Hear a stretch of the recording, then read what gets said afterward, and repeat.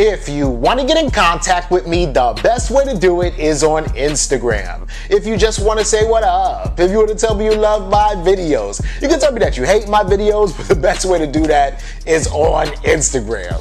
Peace, y'all. Jonny Fastlane here. So, it seems like 50 Cent and T.I are getting a little personal with their beef, and Obie Trice is going to jail. But at least Ralo just got bail. Let's talk hip-hop. Alright, so y'all know that T.I really wants to battle 50 Cent on verses, right? To the point where he's actually coming at 50 Cent directly and he's like, please battle me, right? He really wants 50 Cent's attention, and of course the verses effect, because everybody who goes on verses, their album sales go up, their streams go up, everything, right? So anyway, the whole situation is 50 Cent is completely, well not completely, but he's straight up like pretty much ignoring T.I, right? Until yesterday when 50 Cent finally decided to start engaging back with T.I, right? And y'all know how it is. Every single time somebody has beef with T.I, and I say beef because this is not a real beef, even though it seems like it's starting to kind of go that way. Every time somebody has an issue with T.I, they always bring up that old Crime Stoppers video clip, right? And y'all know the whole situation is, yes, T.I back in 2007, 2008, did a Crime Stoppers commercial and was like, if you have any information about a crime, call 1-800-CRIME Stoppers or whatever like that in Atlanta, Georgia, right? But the whole thing is that he did that as part of his probation. He had to do that, right? Anyway, so the whole situation is 50 Cent put the Crime Stoppers video up, and then in the comments, in the caption, he says, why you make me do this, nigga? Michael Blackson voice. This the first song I'ma play. You tough, huh? And then basically saying that the first song he's gonna play is T.I.'s Crime Stoppers video, right? But that's it, you know? So 50 Cent didn't really go in on T.I like that, right? When T.I saw it, he commented on 50 Cent's video that he put on his own thing, and he goes, yo Swiss Beats, yo Timberland, we got him, he bit the bait, set this shit up so I can finally shut this watermelon head, invisible neck ass nigga up once and for all. As for the clip goes, it's cute, it's old, outdated, and it's in poor taste, much like your catalog, 50 Cent. However, I prefer facts, and the fact remains that I have never given any information to any form of law enforcement anytime in my life to get anybody anytime for any crime. Supreme told me to ask 50 Cent if he could say the same thing. Well, that's all I'm gonna say about that. So let's get this date and select the songs off your one hot album that you got, and let's lay your overrated and outdated little steroid inflated ass catalog to rest. RIP to 50 Cent's catalog. I seen you bully them New York niggas for years, not the king nigga, right? So, you know, T.I is really going in, right? And it really seems like T.I is like, oh, you a big bully, so I'm gonna kind of just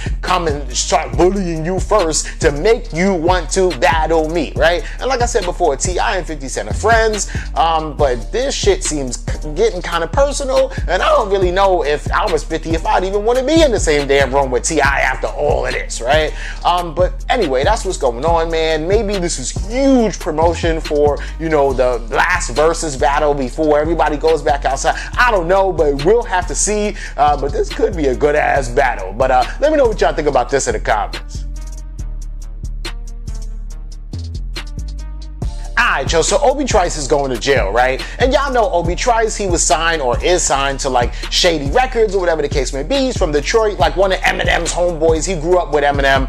Anyway, the whole situation is back in December, and I talked about this, but there was a restraining order against Obie Trice, right? His girlfriend or ex-girlfriend at the time got a restraining order against him, and she was in her own crib with her 18-year-old son. Anyway, Obie Trice comes over, he's drunk, they get into an argument, and then Obie Trice shoots a gun and ends up shooting the son, and he goes to the hospital but doesn't die, right? Obie Trice gets arrested for felony, assault on a family member, right?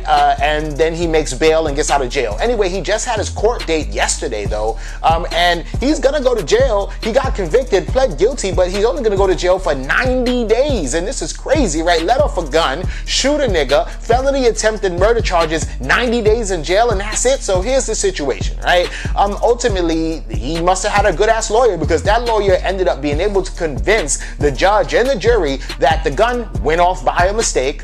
one, right? And that he wasn't trying to shoot this dude and it was a huge mistake, so that's that, right? My bad.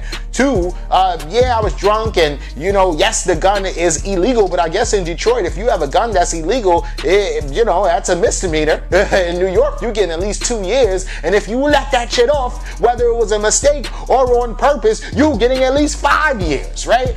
Anyway, Obie Trice gets 90 days, well, really 85 days, because he actually received 5 days of time served when he was arrested back in December before he went to court. So I guess good news for Obie Trice. I mean, he's chilling, man. In 3 months, he'll be out of jail and he'll be good, yo. Let me know what y'all think about this in the comments. Alright, yo, it's some good news for Ralo, right? And for y'all that don't know, Ralo's a rapper. He's from Atlanta and he's signed to Gucci Mane, right? So the whole situation is, I don't know if y'all remember, but like 2 years ago now, Ralo got arrested at the Atlanta airport, right? And the whole situation was 3 years ago, Ralo, I guess, and this is all allegedly, but there was a plane coming back from California. The plane had about $2 million worth of weed on it, right?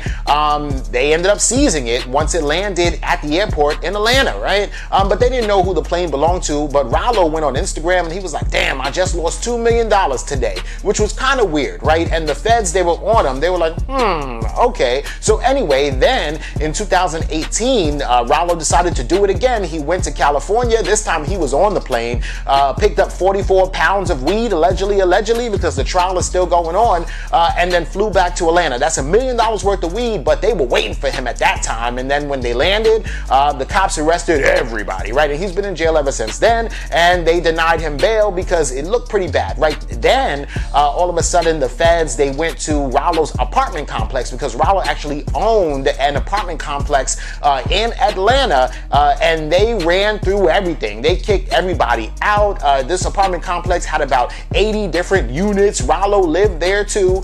He had all his cars in the parking lot, all kind of crazy stuff. Like, Ralo is like the kingpin of Atlanta, right? So of course they denied him bail. The whole situation though was that he's like, I'm innocent, I ain't do it, I ain't telling on nobody, I'm a stand-up nigga. Like Ralo, ever since he went in, since day one, has always held it down, right? And really and truly, I mean, the nigga's at the top, so ain't nobody really to tell on. I mean, like, he's the fish, he's the big fish, right? But anyway, so the whole situation is that just yesterday he went to court and they finally granted him bail, $250,000 bail, which is crazy, right? This is a good sign because it's kind of showing that they might not, you know, first of all, the trial has taken super long, right? It hasn't even started yet. Coronavirus is here and he's been sitting in county jail for the last 2 years because they're still trying to gather evidence, right?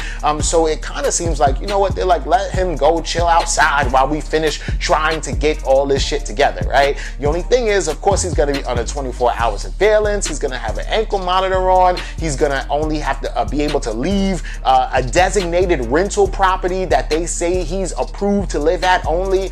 He can only leave there for like medical necessities and like to go to court and stuff like that. So even though he's not going to be locked up in jail, he's still locked up, but outside of jail now, right? But he ain't hiding. He ain't in no witness protection like 6ix9ine and nothing like that. He ain't running and ducking people, you know, that he used to mess with from back in the day and nothing like that, because Ralo is a real nigga, and that's what's up, yo. Let me know what y'all think about this and everything else in the comments down below. Don't forget to like, comment, share, subscribe. Make sure you hit that notification bell. Follow me at Jonny Fastlane on Instagram, and y'all already know what to do.